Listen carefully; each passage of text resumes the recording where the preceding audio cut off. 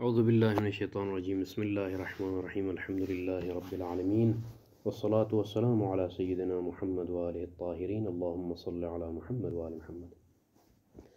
نعم يبقى في المقام الاشکال الوارد في مطلق الفضول على القول بالکشف. شیخ فرماتے ہیں کہ ہاں ہم تسلیم کرتے ہیں وہ جو اشکال عام جو مطلق فضولی میں وارد ہوتا ہے. کون سا اشکال؟ جس کی طرف مستشکل نے فإن قلت کے ذریعے سے اشارہ کیا تھا کہ بھئی یہ جو اشکال رابع آپ نے اٹھایا ہے، مستشکل اس طرح سے کہہ رہا تھا کہ آپ نے جو یہ اشکال رابع اٹھایا ہے یہ مطلق فضولی میں بھی وارد ہو سکتا ہے. مطلق فضولی میں یعنی کس طرح سے وارد ہو سکتا ہے؟ ایک ہی وقت میں دو مالکین کے جمع ہونا، وہ کشف کی بنا پر. اجازت کو کاشفہ مانا ہے تو کشف کا مطلب کیا ہے؟ یعنی ہین العقد سے ہی مشتری اصیل مالک بن گیا تھا عین کا، مبیع کا، اور یہ اجازت دینے کے لیے مالک ہونا ضروری ہے. ٹھیک ہے کہ نہیں؟ تو حقیقت میں مشتری اصیل بھی مالک ہے بالواقع، اور ظاہراً یہ جو ہے یہ بھی مالک ہے کیونکہ اجازت دینے کے لیے مالک ہونا ضروری ہے. تو یہ اجتماع مالکین لازم آتا ہے، بھلے یہ اشکال ہے مطلق فضولی میں جو وارد ہوتا ہے. تو شیخ فرماتے ہیں کہ یہ اشکال وہو کون الملک حال الاجاز للمجیز والمشتری معا، یہ اشکال عام مطلق فضولی علی الکشف کی بنا پر ہے. لیکن وہذا اشکال آخر، یہ اور اشکال ہے کہ تعرض الاندفاع اخیراً، جس کی طرف مستشکل نے ان قلنا کے ذریعے سے دفع کرنے کی کوشش کی ہے. یہ غیر الاشکال، یہ جو مطلق فضولی میں وارد ہوتا ہے اس اشکال کا غیر ہے کہ الذی استنتجہ، جس کو اس نے استنتاج کیا ہے من المقدمات مذکورہ میں سے. مقدمات مذکورہ سے مراد وہی جو مقدمات اشکال رابع میں کہا کہ جو ہے عقد اول کی صحت موقوف ہے اجازہ پر، اور اجازہ کی صحت موقوف ہے صحت عقد ثانی پر، اور صحت عقد ثانی موقوف ہے کس بات پر؟ کہ جو ہے ملک عین مالک اصلی کے پاس برقرار ہو. ان مقدمات کے ذریعے سے جو اشکال اس نے اٹھایا، جس کو ہم نے دفع کیا، اقولو کے ذریعے سے مصنف نے اس کو دفع کیا، وہ اور اشکال ہے. یہ جو مطلق فضولی میں جو اشکال وارد ہو رہا ہے یہ اور اشکال ہے جس کو ہم تسلیم کرتے ہیں. مطلق فضولی میں جو ہے کشف حقیقی کی بنا پر، بھئی حین الکشف جو ہے مالک ہونے کی بنا پر یہ مالک اصلی بھی مالک ہے، اور من حین العقد سے لے کر حین الکشف تک جو ہے مشتری اصیل بھی واقع میں مالک بن جاتا ہے. وہ اشکال عام باقی ہے، وہ تسلیم کرتے ہیں، وہ وارد ہوتا ہے. اما مقدمات کے ذریعے سے جو اشکال رابع سامنے لے کر آیا اس کو ہم نے دفع کیا. بلکہ شیخ فرماتے ہیں کہ نعم، بلکہ جو ہے نہ فقط دو مالکوں کا جمع ہونا لازم آتا ہے اس اشکال عام جو مطلق فضولی میں ہے اس کی بنا پر، بلکہ یلزم من ضم هذا الاشکال العام، یہ جو اشکال عام ہے مطلق فضولی میں اس کو ضم کرنے کے ذریعے سے الی ما یلزم فی المسئلہ، جو ما نحن فی مسئلہ میں جو اشکال وارد ہوتا ہے علی القول بالکشف کی بنا پر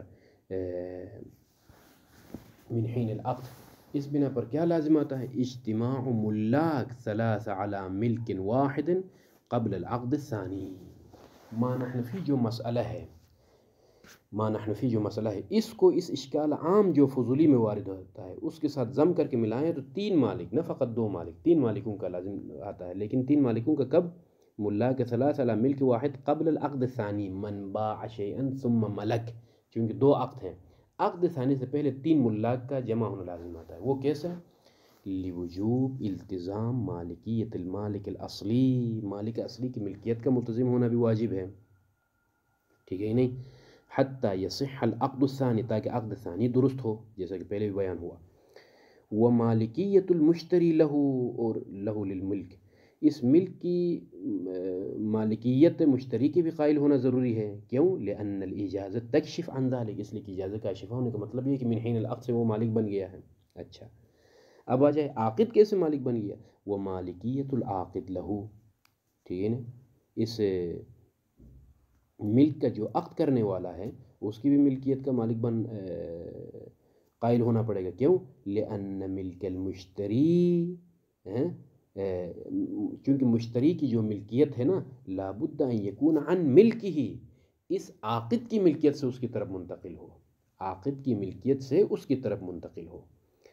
وَإِلَّا، اگر عاقد کی ملکیت سے اس کی طرف منتقل نہ ہو تو لم ینفع، یعنی لم تنفع ہونا چاہیے، یعنی لم تنفع اجازتہ، ٹھیک ہے کہ نہیں، فی ملکہ من حین العقد، ٹھیک ہے نہیں؟ پھر جو ہے اس عاقد کے اجازت کا فائدہ نہیں دے گا، عاقد کے اجازت کا فائدہ نہیں ہوگا. وَإِلَّا لَمْ تَنْفَعْ اجازتہ اجازت العاقد فی ملکہ من حین العقد، اس کا کوئی فائدہ نہیں ہوگا. کیوں؟ لأن اجازت غیر المالک لا یخرج ملک الغیر الی غیرہ.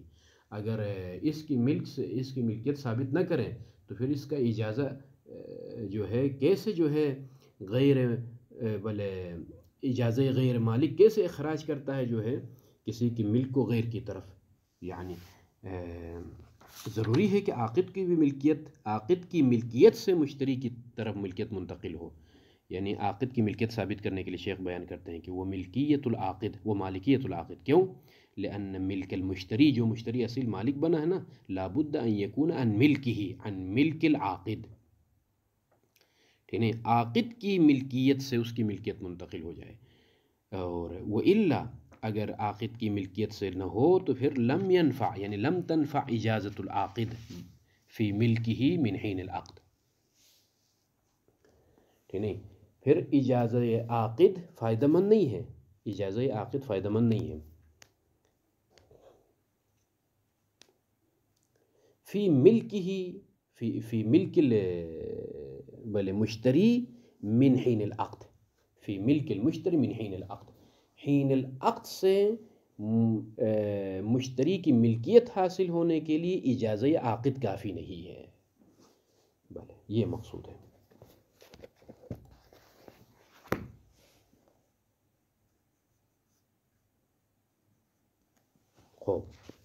لہٰذا یہ 3 ملا کا جمع ہونا لازم آتا ہے.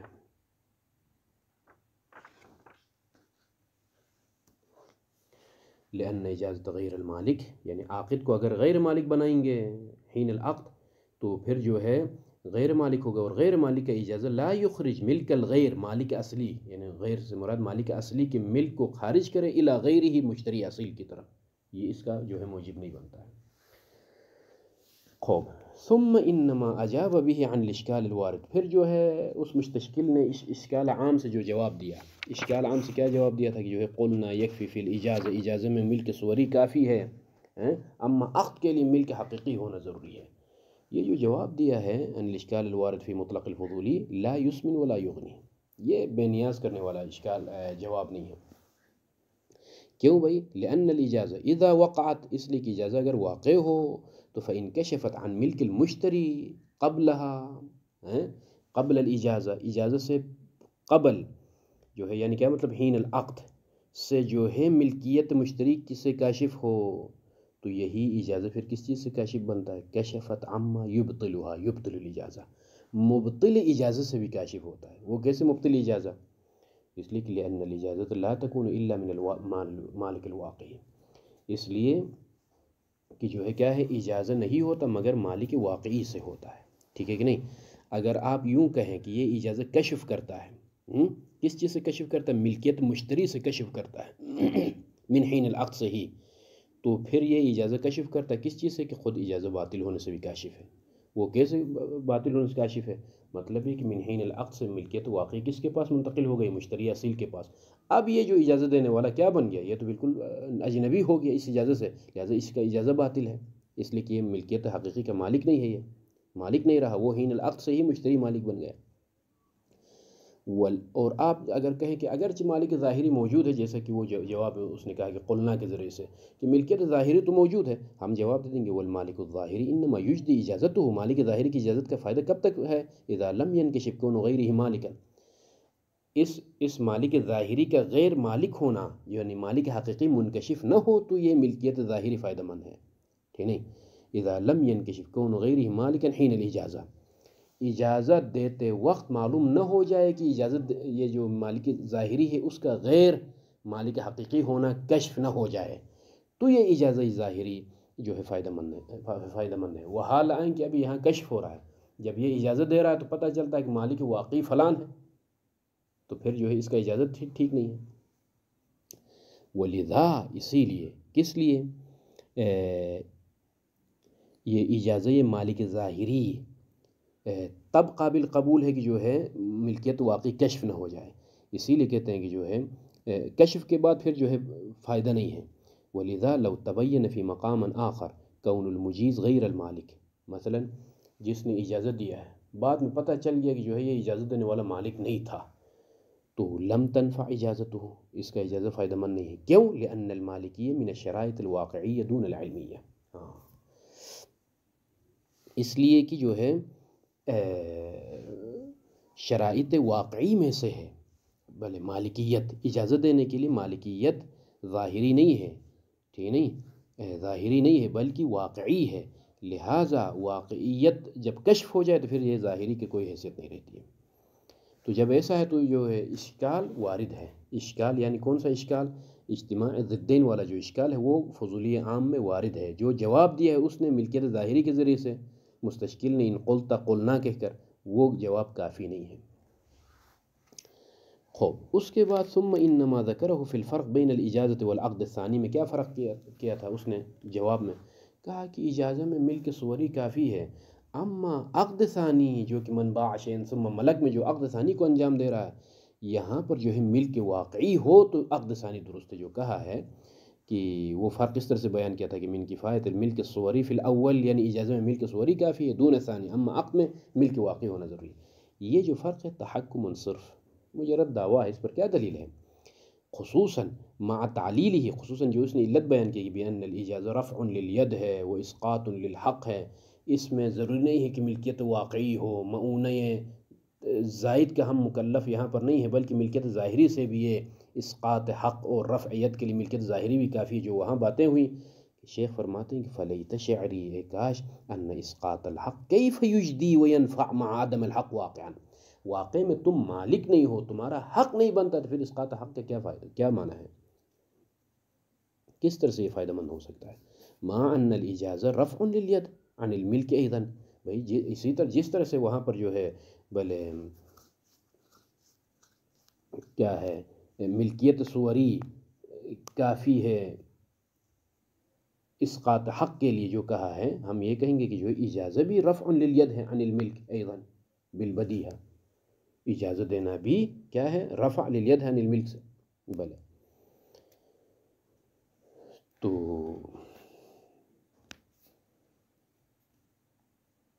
یہ ایک اور جواب ہے. گویا شیخ نے فرمایا کہ جو ہے ان اسقاط حق مل کے کیا ہے ظاہری کافی ہے اس کے لیے. تو شیخ نے فرمایا کہ جو ہے کیسے ممکن ہے کہ اسقاط حق کیسے فائدہ مند ہو سکتا ہے، وہ حالانکہ واقع میں وہ حق ہی اس کے پاس نہیں ہے، حق ہی اس کے لیے ثابت نہیں ہے. تو کیسے اسقاط حق جو ہے کی تعبیر وہ بیان کر سکتا ہے؟ خوب، مع ان الاجازت بلے رفع للید عن الملک ایضا.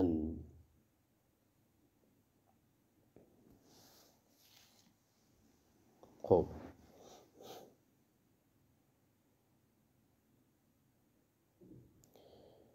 والتحقیق ان الاشکال انما نشأ، شیخ فرماتے ہیں کہ جو ہے اشکال کہاں سے پیدا ہوا ہے؟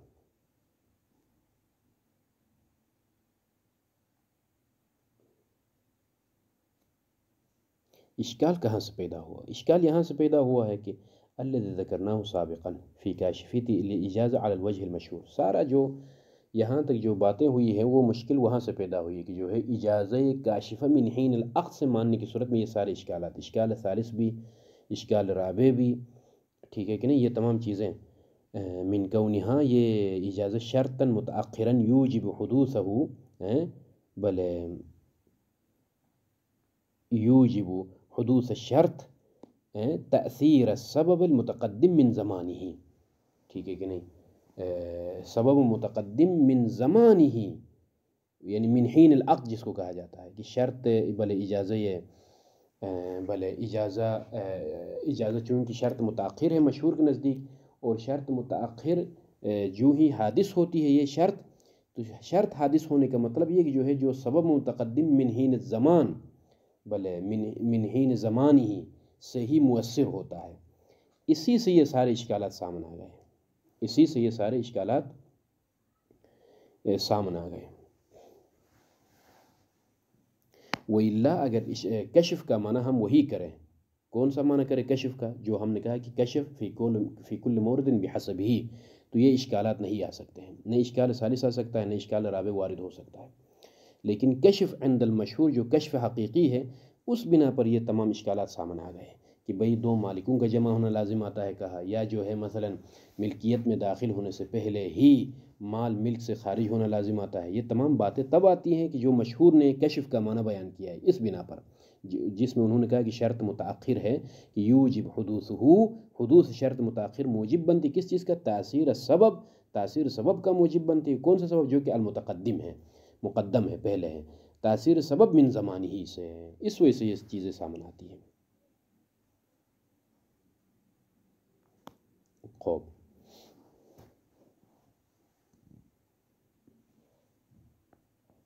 ہاں، باقی یہ جو عبارت ہے آخر میں فلیت شعری ان اسقاط الحق کیف یجدی وینفع مع عدم الحق واقعا، کہ بیان کیا کہ جو ہے کیا ہے اجازہ میں جو ہے کیا ہے ملک صوری کافی ہے، کیونکہ اس نے جواب میں یہ کہا تھا کہ قلنا یکفی فی الاجاز ملک المالک ظاہرا وهو الحاصل من نصاب ملکہ لأن الاجازہ فی الحقیقہ رفع ید ہے، ٹھیک ہے، رفع ید ہے کہا اس نے، وہ اسقاط للحق ہے، اور اس میں ملک صوری کافی ہے کہا۔